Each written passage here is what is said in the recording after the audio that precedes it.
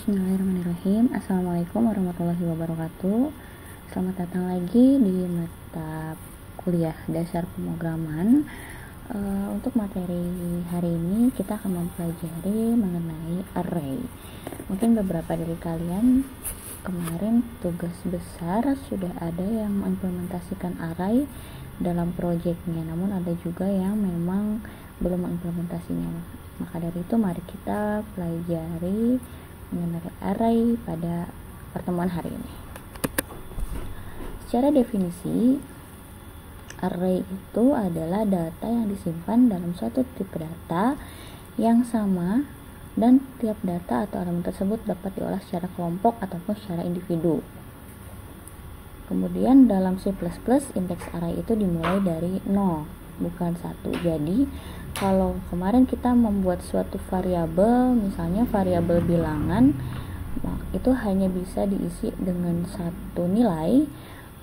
Untuk array, kalau misalnya kita memiliki suatu tipe data integer, untuk variabel bilangan bisa diisi oleh beberapa nilai.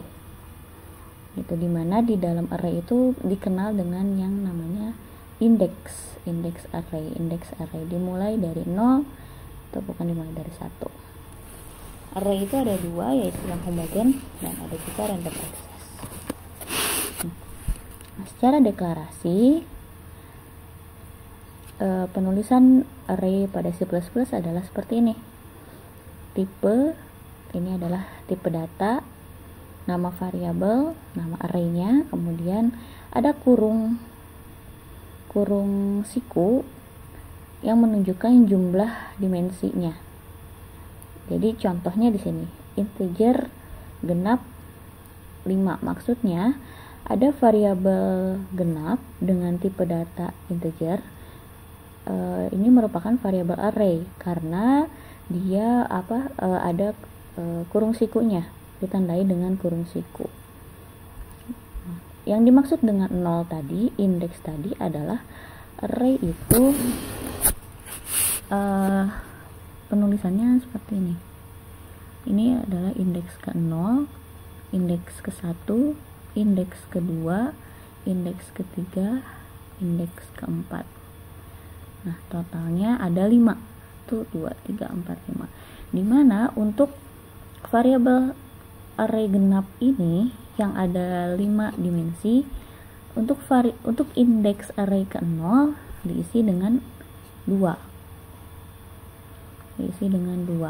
Kemudian indeks ke-1-nya diisi dengan 4. Begitu seterusnya. Indeks kedua diisi dengan 6, indeks ketiga diisi 8, dan indeks keempat diisi 10. Tapi isi arraynya totalnya ada 5, sesuai dengan yang dideklarasikan di sini 5. Bisa dipahami ya. Jadi indeksnya dimulai dari 0. Jadi kalau misalnya ditanya mana indeks ke-1, indeks ke-1 itu adalah 4, bukan 2.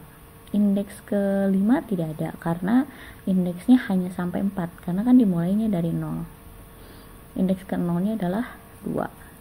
Seperti itu. Nah, contohnya seperti ini tadi.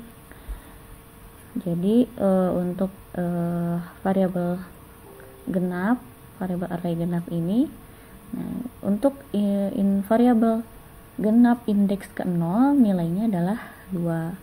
Variabel genap indeks ke-1 nilainya adalah 4. Begitu seterusnya.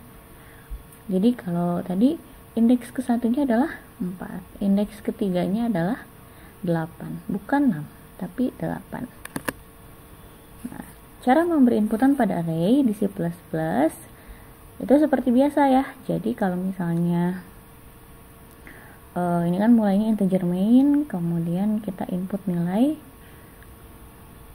Jangan lupa penulisannya dideklarasikan si indeksnya. Jadi di sini kita mau input array ke-0, indeks ke-0, ini input array indeks ke-1 dan array input indeks ke-2.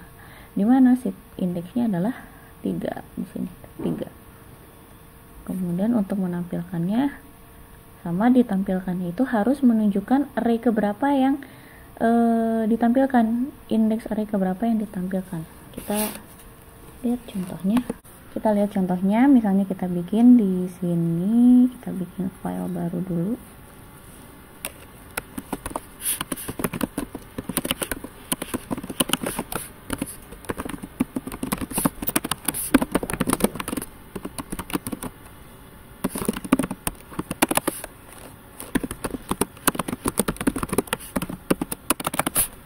Kita deklarasikan dulu. Ini misalnya integer bilangan. Masuk. Apa bedanya variabel yang bukan array dan yang array? Dilihat dari ada kurung ini, yang kurung siku ini. Kalau ada kurung siku berarti dia adalah array. Kita save dulu ya sebelumnya.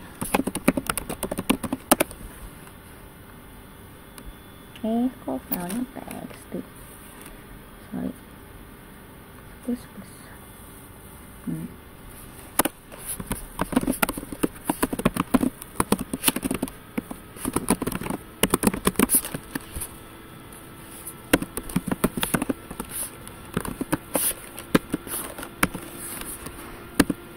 Di baris ke-8 ini, di sini kita mau menginputkan input array indeks ke-1. Misalnya indeks ke-1. Nah, tapi pada arraynya sendiri yang diinputkan adalah indeks ke-0. Kemudian kalau mau input indeks kedua, berarti yang kita inputkan input array ke-1. Jadi kalau array yang kedua berarti indeksnya yang ke-1. Kalau mau array yang ketiga berarti indeksnya yang kedua. Kemudian untuk tampilannya ke-1 adalah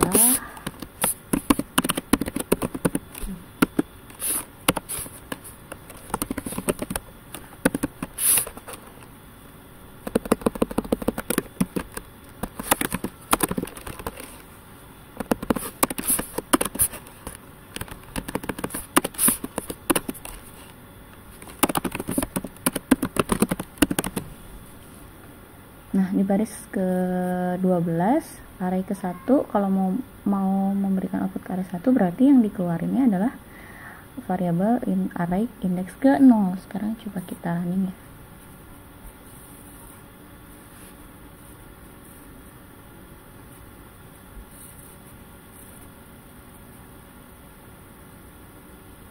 Misalnya array ke-1 adalah 8, array kedua 3, array ke-1 5. Nah, maka array ke-1 adalah 8.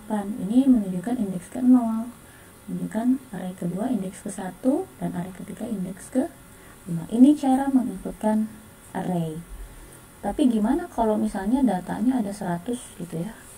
Misalnya datanya ada 100, apakah kita lakukan seperti ini satu-satu sampai 100? Maka caranya menggunakan looping, betul. Menggunakan for. Misalnya di sini contohnya ada integer min, kemudian nya dimulai dari 0, dimana si ini sudah dideklarasikan bilangannya 2, 4, 6, 8, 10, 12. Maka si perulangannya dari 0 sampai ke 5. Kalau dari 0 sampai ke 5 berarti ada berapa? Ada 6 ya. 0, 1, 2, 3, 4, maaf ya, 5. 0, 1, 2, 3, 4, 5, 6. Berarti jumlah indeksnya adalah ada 6. Ini kan kalau i kurang dari sama dengan 5, berarti ketika i masih 5, masih masuk iterasi ya. Tapi kalau sudah 6 berarti dia sudah tidak masuk iterasi. Maka yang keluarnya adalah yang ini. Sekarang kalau misalnya kita mau bikin yang contoh soal tadi, contoh soal yang ini, tapi mau dibikin menggunakan looping. Bagaimana caranya? Mari kita lihat balik lagi ke Visual Studio Code.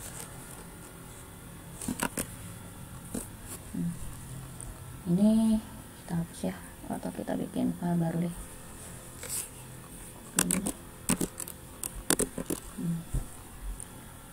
File save as nya pakai wah. Nah, kalau pakai looping gimana? Oke, wah, integer i nol misalnya, i kurang dari 3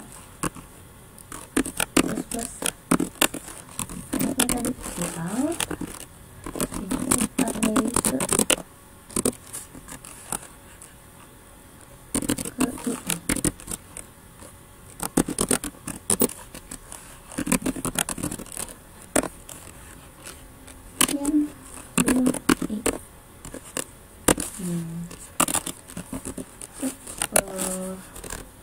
Keluarannya juga sama, loopingnya sama, hanya saja beda di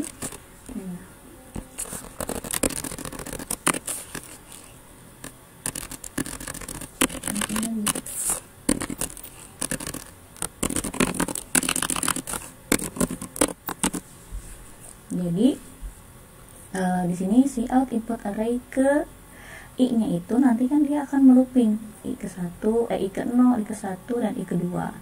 Nah, input ini adalah deklarasi dari bil i. Jadi ketika yang ditanya array ke 0, maka yang diinput adalah bilangan ke 0. Bilangan indeks ke 0. Begitu seterusnya. Coba ya kita running. Nah, input array ke 0 karena dia mulai dari 0. Hanya 8. Input array ke 1 5. Input array ke 2 3. Maka array ke 0 adalah 8, array ke 5 adalah 5, array kedua adalah 3. Gitu, bisa dipahami ya? Untuk notasinya ditulisnya seperti ini. Untuk inputnya ke i, bukan bilangan ke 0, karena kan biar fleksibel mengikuti iterasi i-nya ke berapa. Begitu juga dengan outputnya. Nah, array itu bisa kita gunakan untuk membuat sebuah tabel atau matriks. Kemarin kita sudah belajar for di dalam for gitu ya, membuat suatu matriks. Nah, itu bisa dipakai di array ini. Contoh misalnya jangan lupa untuk variabel. Kalau variabel ini variabel kolom dan ini variabel baris. Maka kalau di sini sudah deklarasikan kolomnya 2, barisnya 2, berarti dia adalah matriks 2 kali 2. Maka nanti di sini dia akan isinya itu seperti ini, salah.